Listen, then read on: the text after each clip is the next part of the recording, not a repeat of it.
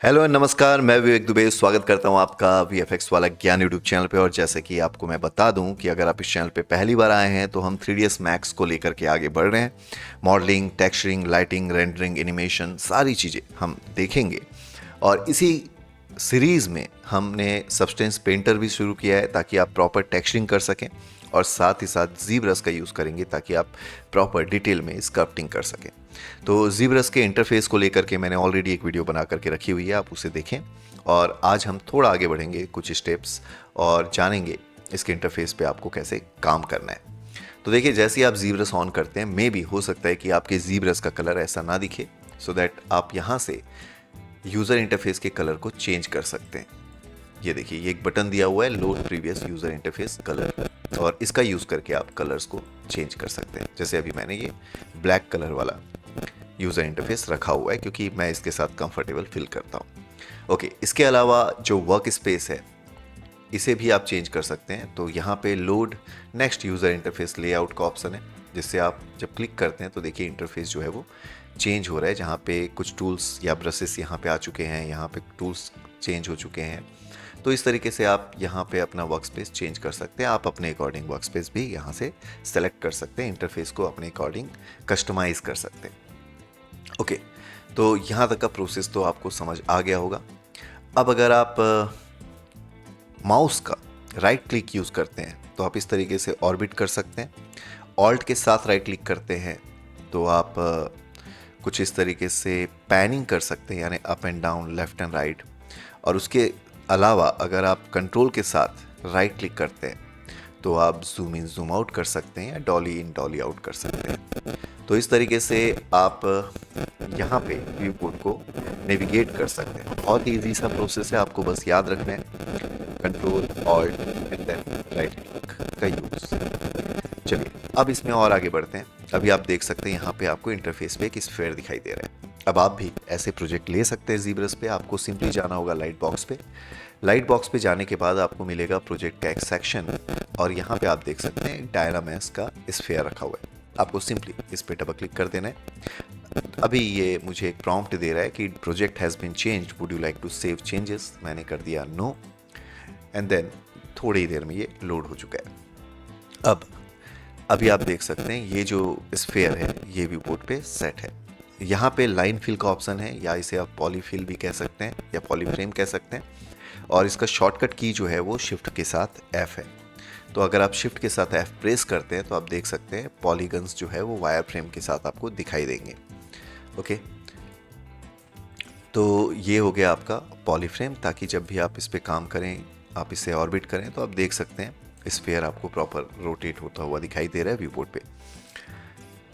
तो ये तो था एक सिंपल सा प्रोसेस कि आपको किस तरीके से इंटरफेस को, कलर को चेंज करना है, कैसे इंटरफेस के वर्क स्पेस को चेंज करना है, या फिर कैसे आप अपना एक डिफ़ॉल्ट प्रोजेक्ट यहाँ पे ओपन कर सकते हैं।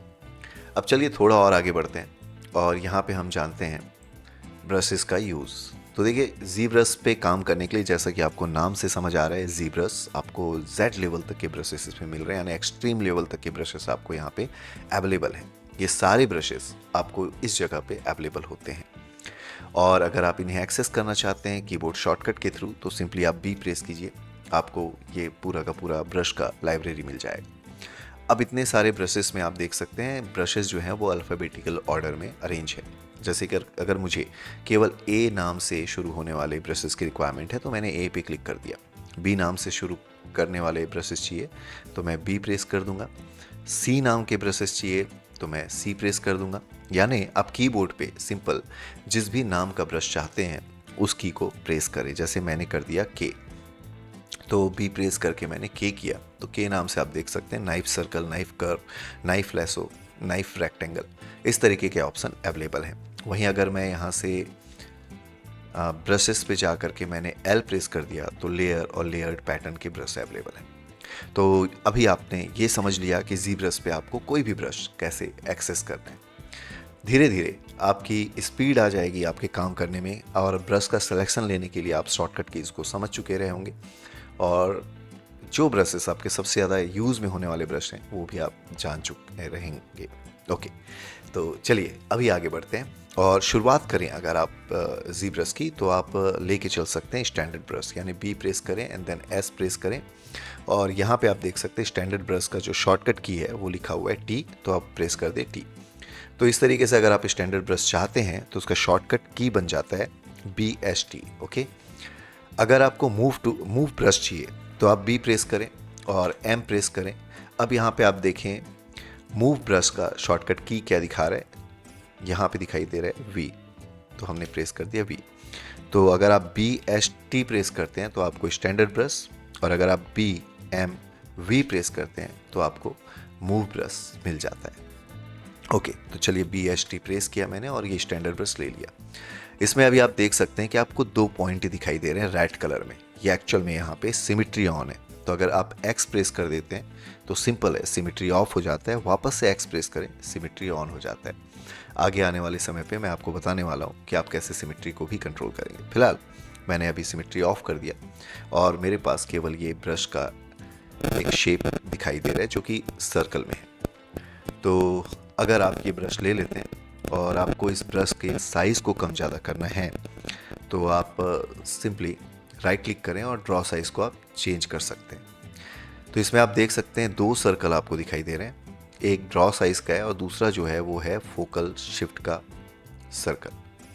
ओके, तो अगर आप शॉर्टकट की चाहते हैं इसका तो एस प्रेस करके आप डायरेक्ट ड्रॉ साइज़ को चेंज कर सकते हैं। तो अगर आप काम कर रहे हैं, सपोज फॉर एग्जांपल मैं यहाँ पे ब्रश चला रहा हूँ और मुझे लगता है कि यार मुझे ब्रश के साइज़ को चेंज करना है, तो मैं एस प्रेस किया मैंने और ब्रश की साइज़ को इस तरीके से चेंज कर दिया। कम करना है वापस से एस प्रेस करते हैं, ब्रश की साइज़ को आप इस तरीके से कम कर सकते हो। ओके, अभी मैं शिफ्ट एफ प्रेस कर देता हूँ तो हमारा मॉडल कुछ अभी ऐसा दिखाई दे रहा है आफ्टर स्कल्पटिंग। मैंने कोई स्पेशल सोच करके कोई ऑब्जेक्ट का शेप नहीं बनाया, ये सिंपली मैंने यहाँ पे अभी स्टैंडर्ड ब्रश रन करके आपको दिखाया है। ओके, अब आप इसमें देख सकते होंगे कि जब मैं स्टैंडर्ड ब्रश से कोई चीज़ ड्रॉ कर रहा हूँ तो ब्रशेस जो हैं वो बाहर की तरफ पॉली को मूव कर रहा है। ओके, ब्रश की साइज़ थोड़ी इंक्रीज़ करता हूँ ताकि आप इसको और बेटर तरीके से देख सकें।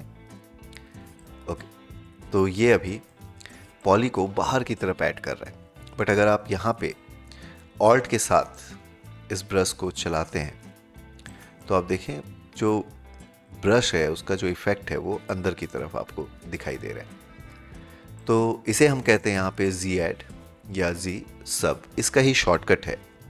अगर आप ऑल्ट के साथ यूज़ कर रहे हैं तो ये आप समझ लीजिए जी सब्ट्रैक्शन कर रहे हैं, बट अगर आप सिंपल ब्रश चला रहे हैं यहाँ पे और जी ऐड ऑन है तो आप इसमें जी ऐड कर रहे हैं। ओके, इसके अलावा अगर आप स्मूथ करना चाहते हैं किसी जगह पे तो आप शिफ्ट के साथ प्रेस करके लेफ़्ट माउस बटन को होल्ड करके रखें और आप इस तरीके से ब्रश के इफेक्ट को स्मूथ कर सकते हैं। ओके, अब मैं यहाँ पे रिकमेंड करना चाहूँगा आपको, माउस के थ्रू स्क्रप्ट करना मुश्किल हो सकता है तो आप यूज़ कर सकते हैं यहाँ पे पेन टैबलेट का। अगर आप पेन टैबलेट के थ्रू स्क्रप्टिंग करते हैं तो वो प्रॉपर प्रेशर सेंसिटिव होता है और आप बेटर तरीके से स्क्रप्ट कर पाएंगे। फिलहाल अभी मैं यहाँ पे माउस का यूज़ कर रहा हूँ और आगे आने वाले वीडियो में अपना पेन टैबलेट कनेक्ट करके उस पर आपको स्क्रप्टिंग बताने वाला हूँ। तो देखिए अभी आपने ये समझ लिया, यहाँ तक की चीज़ें आपकी क्लियर हो चुकी होगी। अब इसमें हम फाइल को अगर आप सेव करना चाहते हैं, जो भी आपने बनाया है, यू वांट कि आप इस फाइल को अभी सेव कर दें और जो ज़ीब्रश पे ही ओपन हो सके, तो एक्चुअल में ज़ीब्रश की जो भी फाइल आप सेव करते हो वो ज़ीब्रश का प्रोजेक्ट फाइल होता है। और अगर मैं फाइल मेन्यू पे जाऊँ, आप यहाँ पे देख सकते हैं सेव का ऑप्शन है और आप यहाँ से सिंपली सेव कर सकते हो। अभी सेव करने पे ये एक नोट आ जा रहा है, this file is standard ZBrush project and it should not be overwritten, please select a different file name. तो आपको क्या करना होगा, आपको जाना होगा अपने सेव प्रोजेक्ट करने के बाद एक लोकेशन पे और अपने ड्राइव पे, जिस भी ड्राइव पे आप काम कर रहे हैं, जिस भी जगह पे आप काम करें, से 3D पोर्टफोलियो करके मैंने एक फोल्डर बनाया हुआ है, आप चाहें तो यहाँ पे अपने फाइल को सेव कर सकते हैं। और जैसे कि मैंने आपको बताया कि फाइल का जो एक्सटेंशन होता है वो होता है .zpr, तो आप चाहें तो इस फॉर्मेट में फाइल को सेव कर लें ताकि नेक्स्ट टाइम आप वापस इस फाइल को ओपन करके इस पर आगे काम कर सकते हैं। चलिए अभी के लिए मैं इसको कैंसिल कर देता हूँ और मुझे अपने डॉक्यूमेंट को रीसेट करना है। तो मैंने डॉक्यूमेंट पे गया, न्यू डॉक्यूमेंट किया और नो कर दिया। अभी मुझे वापस से एक ब्लैंक कैनवास मिल रहा है, जैसा कि आपको ज़ीब्रस ऑन करते ही मिल सकता है। अब अगर आपको इसमें कोई चीज़ ड्रॉ करनी है तो आप देख सकते हैं अभी हमने जो पिछला वर्क किया था वो एक टूल के तौर पे यहाँ पे ऐड हो चुका है।